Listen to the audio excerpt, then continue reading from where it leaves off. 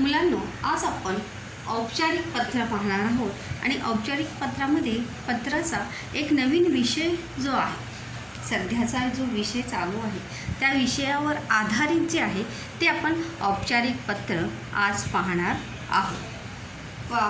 त्याआधी सर्वात आधी मुलांनो आपण प्रश्न समजून घेऊया. औपचारिक पत्राचा आपला प्रश्न जो आहे तो आधी सगळ्यात समजून घेऊया. तर ज्ञान साधना विद्यालय लोणावळा हे शाळेचं नाव आहे. काय आहे? ज्ञान साधना विद्यालय लोणावळा हे शाळेचं नाव आहे. तर आजच्या पिरियडमध्ये आपण फक्त औपचारिक पत्र जे आहे तेच फक्त या ठिकाणी पाहणार आहोत. तर ज्ञान साधना विद्यालय लोणावळा, तर या मध्ये राहुल किंवा राजश्री जाधव विद्यार्थी प्रतिनिधी या नात्याने, बघा, राहुल आणि राजश्री जाधव हे कोण आहेत? प्रेक्षक आहेत. कोण आहेत? प्रेक्षक. प्रेक्षक म्हणजे कोण? जे पत्र लिहिणार आहेत ते प्रेक्षक.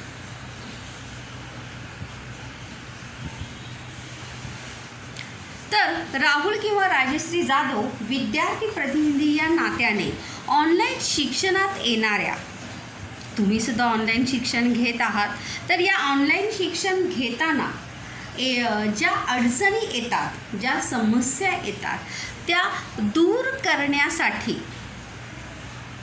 त्या अडचणी किंवा समस्या दूर करण्यासाठी तुम्हाला तुमच्या वर्ग शिक्षकांना विनंती करणारं पत्र लिहायचं आहे.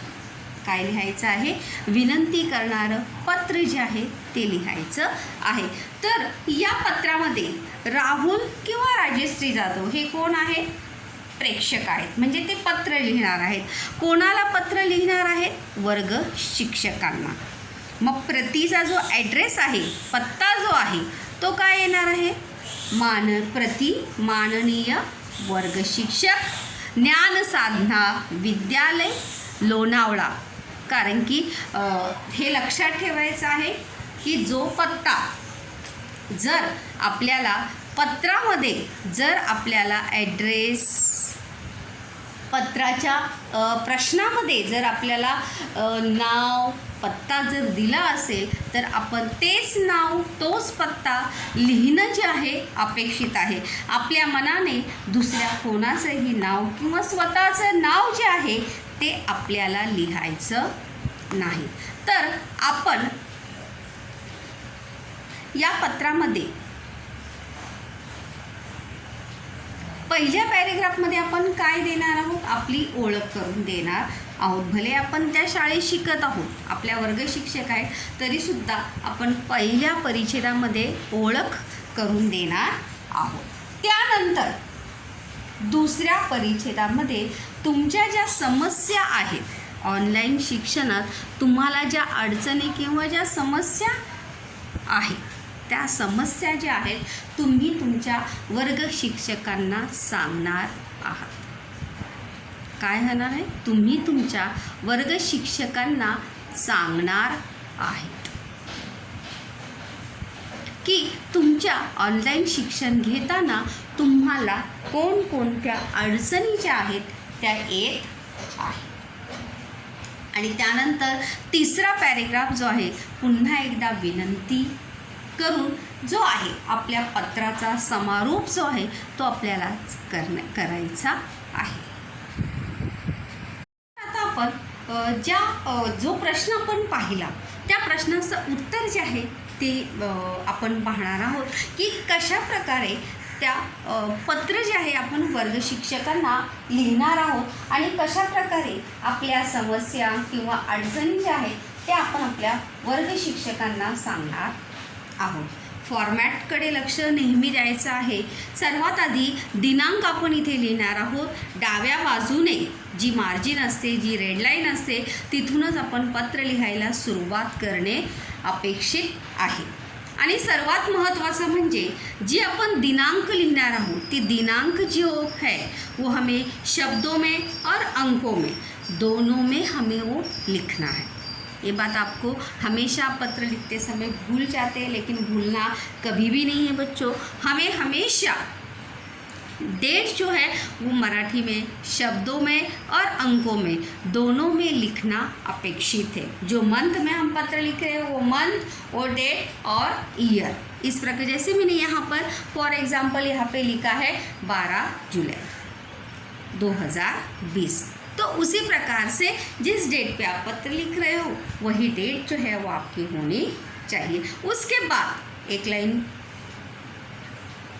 प्रति, क्या है प्रति, प्रति का वहाँ पर जो, जैसे कि मैंने आपको बताया था कि जो एड्रेस हमें अपने क्वेश्चन में दिया है, जो प्रश्न में दिया है, वही एड्रेस वहाँ पर आना चाहिए। तो प्रति में हमने किसे पत्र लिखना था? माननीय वर्ग शिक्षक, योर क्लास टीचर, ज्ञान साधना विद्यालय जो स्कूल का नाम था, रानडे रोड लोनावड़ा, स्कूल कहाँ का था? लोनावड़ा। तो इस प्रकार से जो है प्रति का एड्रेस जो है वो हमने यहाँ पर लिखा है।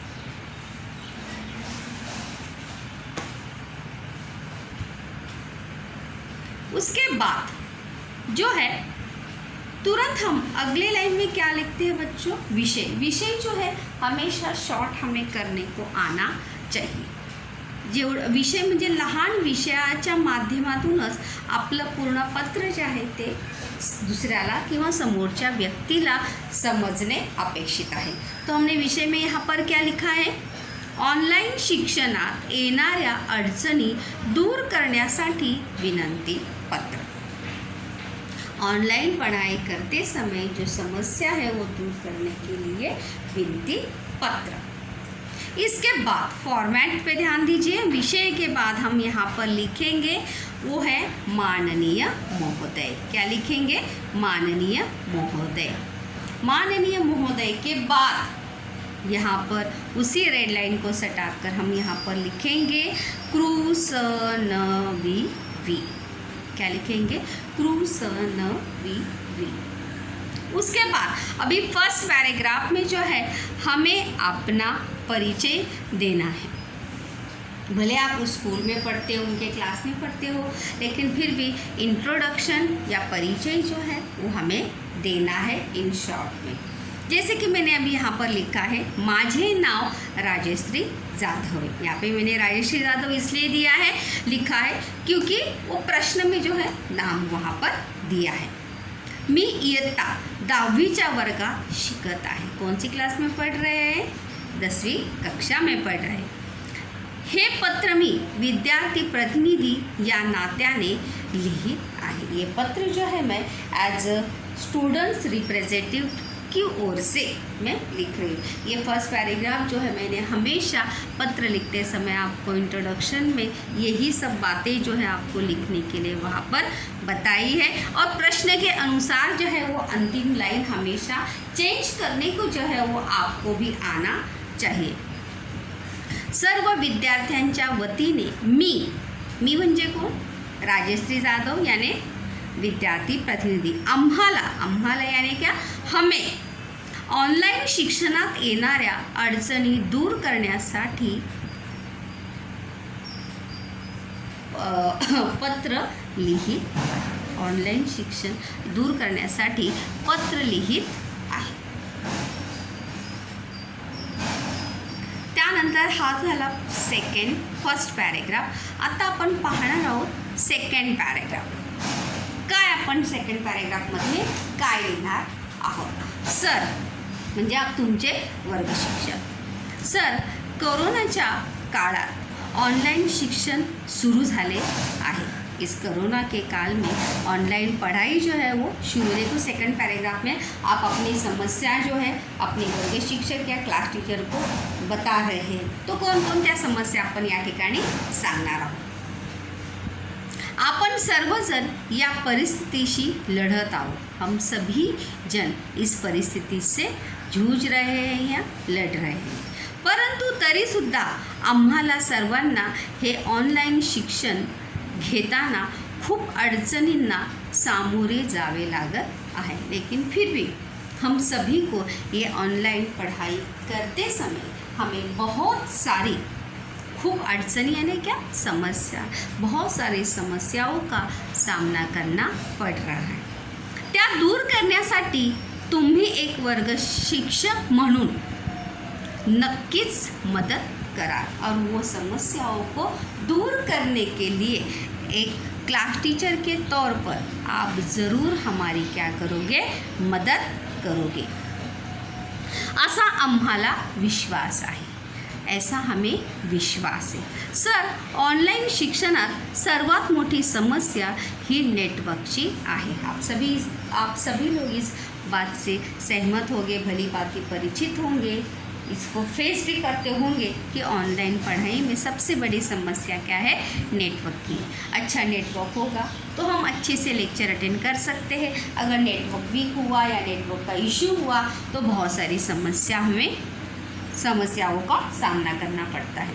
कारण काही मुलांची घरे गावाच्या अशा भागात आहे ज्या ठिकाणी, अभी यहाँ पे मैंने गांव का जिक्र इसलिए किया बच्चों, आप भी बोलोगे टीचर आपने यहाँ पे गांव क्यों लिखा, क्योंकि लोनावला है, भले लोनावला सिटी है लेकिन लोनावला जो है वो पहाड़ी इलाका है और वहाँ पे आसपास भी पहाड़ी इलाके से ही बच्चे जो है वो वहाँ पर पढ़ने के लिए स्कूलों में आते होंगे और वहाँ पे ही पहाड़ी क्षेत्र में बच्चे रहते होंगे। इसीलिए मैंने यहाँ पर वहाँ पर लिखा है की काही मुलांची घरे गावाच्या अशा भागात आहे ज्या ठिकाणी नेटवर्क ज़रासुद्धा नसते। कुछ विद्यार्थियों के घर ऐसे क्षेत्र में हैं जहाँ पे नेटवर्क बिल्कुल भी नहीं होता है।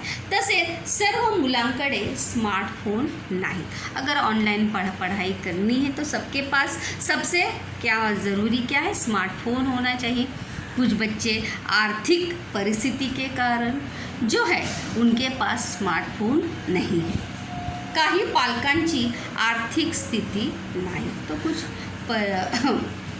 परिवार में ऐसे भी होता है कि 3-3, 4-4 बच्चे रहते हैं कि जिन्हें अभी सभी को फ़ोन खरीद कर देना, सभी के फ़ोन में नेट डलवाना ये ज़रूर सभी को संभव होता नहीं, तो इसलिए उनकी आर्थिक स्थिति भी नहीं की ते फ़ोन मुलांसाठी विकत घेऊ शकतात और इतनी आर्थिक परिस्थिति भी इतनी अच्छी नहीं है कि वो अपने बच्चों के लिए फ़ोन खरीद सके।